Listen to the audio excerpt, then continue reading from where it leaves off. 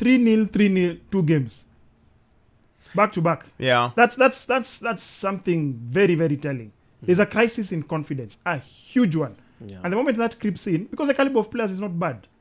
Because all these players, when they go and represent their individual countries for national duty, they are doing amazing things. Very true. But when they come back to Old Trafford, something is off.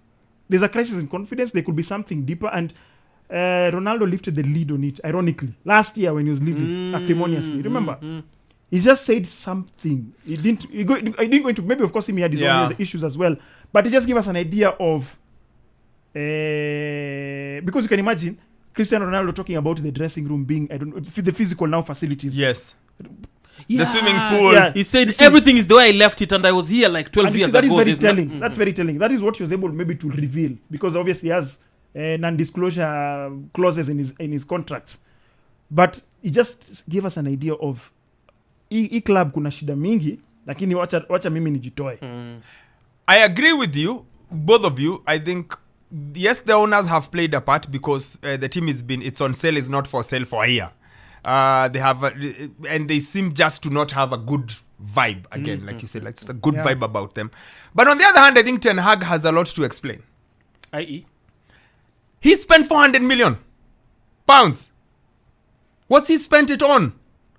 What has he done that has improved the team since he got what? Let's look at this season. And they've, for the most part, I know people argue the Glazers don't spend, but I think they spend. they do spend, yeah. They got him Anthony. They paid way over the odds for Anthony. What's he done for him in a season and a half? They paid ridiculous money for Mason Mount. Was he really worth it? Was it what they needed? Would they need someone better? Good. He found a way to freeze out Maguire for the longest time for reasons that no one were not really inexplicable. That is actually my case. So he seems to fall out with very many players. I look at it and I feel like he just hasn't. I don't think he's been able to build on last season, and I think it is all him because they got him players. They gave him some support. They got him Højlund. He wanted Højlund, and then specifically Højlund, nobody else. No, of course they would have wanted that maybe Harry Kane, but then you realize you can't get him. But then they got Højlund. They paid over the odds for him. I just feel like how many players has he improved? How many players has he done things and you're like, oh, that player looks much better than he did last season? Of course, the whole United. I feel like also United are trapped in the past. They are like me. They are trapped in 1999 and in 2013 when Ferguson was there, where he made all the calls. Him and David Gill, they made most of the calls. Who do you sign? How do you play? Which turned out to be successful. Yes, but they haven't moved on from there because the recruitment United do is suspect at best. My big beef, that I agree, 10 out of 10. My big beef with Ten Hag, he seems to fall out with players very fast. Very many of them. Ronaldo, Sancho, Maguire for big chance of it. So at some point I'm told players are now starting to support Sancho. They say hata kama alikosa, this is not a deserved punishment for that type of mistake, things like that. They could have still made up. I know Sancho might have gone to social media and countered his boss, he's not apologized, but can there be a middle ground?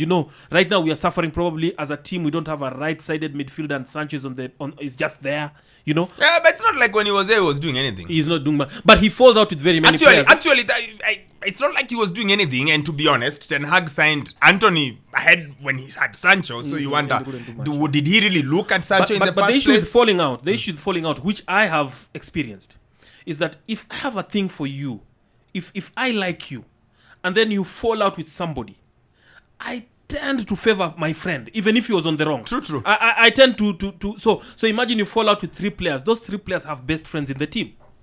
Now, what does it bring in the confidence of the manager to those players? I think that's where Bernard comes in with the cracks in the dressing room. I think the only reason why it's a problem is because he's not winning. Guys, when Pep falls out with a player and ships him out, we say he's strong leadership. Yeah. We say strong leadership. He kicked out Cancelo because it wasn't working. Oh, he kicked out who? He kicked out... He's not working. Okay, we applaud him strong leadership, being clear in what he wants. The only difference is he then wins. So he falls out, but he's not winning. So now guys go like, but Sasa... Because bottom line, Wokabi, it's about winning. Yes. Yeah, but Sasa, okay, you are dropping, but... You're not winning. Yeah. But kunenda aje. If he was winning it, I think it would be very different. But that's why last season, when he got... Cristiano left, but United qualified for Champions League, won Carabao Cup, everyone was like, yay. good season. But this one, they are like, now that's where they'll start asking those questions. But what about Sancho? But what about Anthony? But if he did it and won, no one would question it. So maybe he needs to win. Maybe he wins today. It's He Fulham must win. versus Manchester Must win, United. must win, yeah. 6 minutes in, 0-0.